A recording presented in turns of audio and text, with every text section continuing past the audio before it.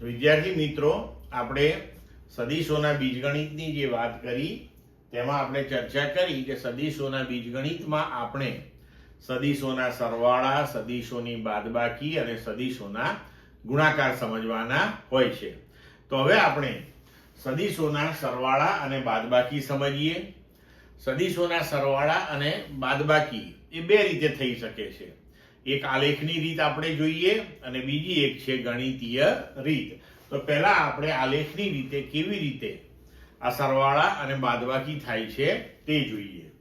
તો અહીંયા આપણે સૌથી પહેલા ત્રિકોણની રીત જોઈએ. સરવાળા માટેની, સદીશોના સરવાળા માટેની ત્રિકોણની રીત. ધારો કે આપણી પાસે આકૃતિમાં દર્શાવ્યા પ્રમાણે બે સદીશ, સદીશ A અને સદીશ B છે અને આપણે આ બે સદીશ A અને B નો સરવાળો કરવો છે. તો હવે અહીં આપણે શું કરીશું કે સદીશ A જે છે એ સદીશ A ના શીર્ષ ઉપર સદીશ B નું પુચ્છ આવે તેવી રીતે આપણે ગોઠવણ કરીશું.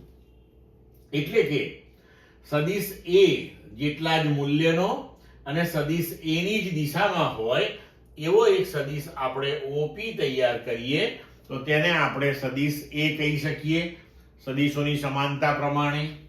તેવી જ રીતે P બિંદુએથી આપણે B ના મૂલ્ય જેટલો જ અને B ની દિશામાં એક સદીશ PQ તૈયાર કરીએ તો આપણે તેને સદીશ B કહી શકીએ.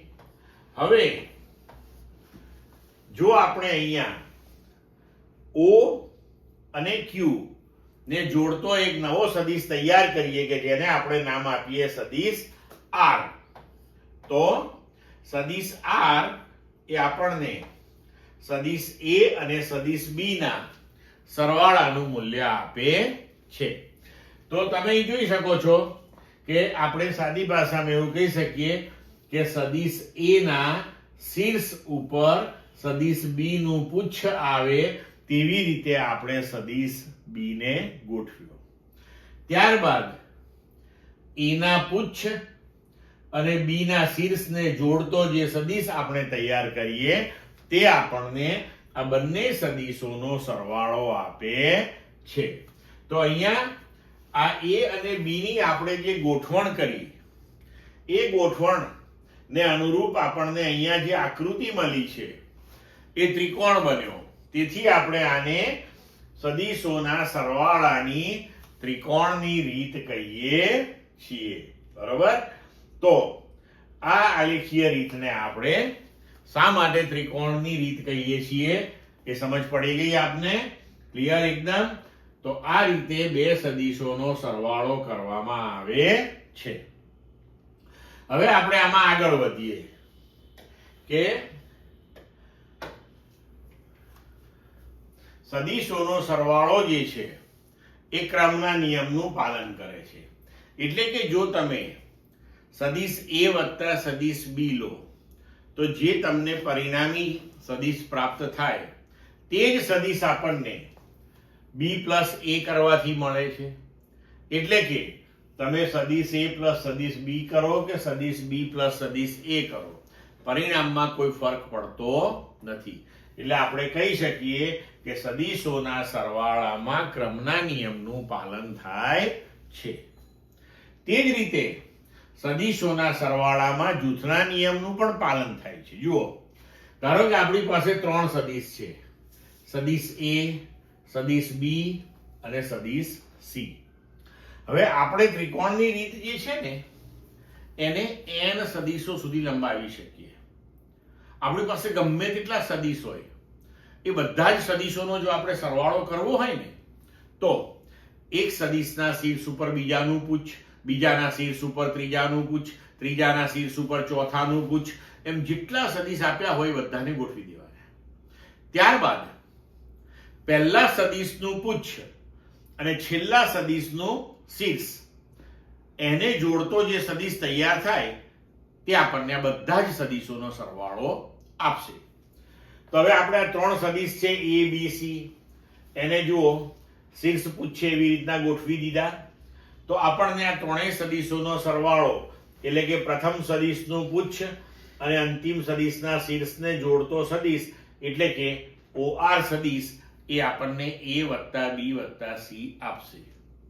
પણ હવે અહીંયા આપણે ધારો કે પહેલા A અને B નો સરવાળો કરીએ તો પરિણામી સદીશ આપણને OQ મળે, પછી OQ અને QR એનો સરવાળો કરીએ તો આપણને જવાબ OR મળે. એટલે કે પહેલા AB નો સરવાળો કર્યો, એની અંદર તમે C ઉમેર્યો, તમારો જવાબ OR આવશે.